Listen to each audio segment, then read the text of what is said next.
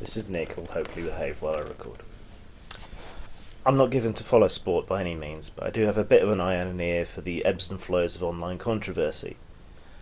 Grantland, one of them their Weberma sites, posted a story recently about a magic putter and its inventor.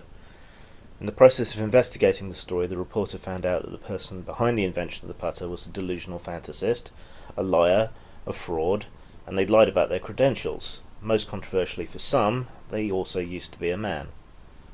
Now, the ersatz nature of their second X chromosome, as it turned out, was relevant to the story, as the change in gender identity and name was helping cover up for some of their lies about their past. Their change in gender identity also seems to have been something of an open secret, hinted at by various people the reporter contacted. The tragic end to all of this is the person in question, S.A. Ann Vanderbilt, previously as Stephen Kroll, committed suicide. Now, we'll never know whether that suicide was for being revealed as a fraud or for being revealed as transgender. We will never know what it was that pushed them over. In the article, they're represented as being a little unhinged and with a history of problems, lawsuits, eccentric behaviour, but it does open up a wider conversation about identity, privacy and the internet, which is the tack ace internet sex tech reporter Violet Blue took in her article, linked below. We're in a really weird situation with regard to internet privacy. I came up with the internet as a tool where the user was anonymous but information wanted to be free. We got into the internet expecting a cyberpunk world of hackers, secret information, leaked matters of importance and withheld data. We didn't really anticipate the commodified, widely accessed commercial internet of Facebook and Amazon. Privacy, anonymity, is being torn apart in several directions at once. The governments want to know who everyone is for the purpose of fighting terrorism and protest. People who are otherwise quite progressive have their own canard in the form of trolls, that leads them to want less anonymity and more security.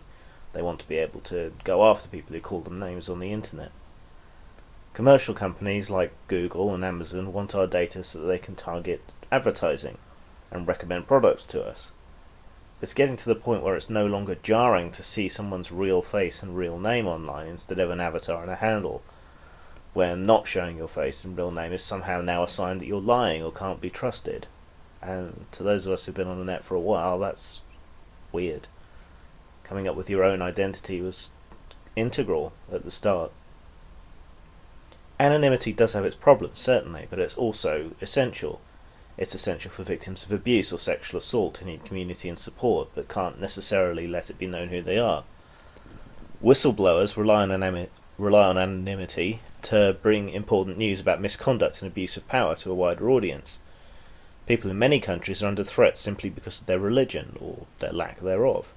Homosexuals, political activists, human rights campaigners, kinksters, they all deserve to maintain some form of anonymity, a private life, to keep their extracurricular activities separate from their job. People lose their jobs, their families, and even their lives when they're outed, even if it's for something as simple as swimwear modelling, just because they happen to be a primary school teacher.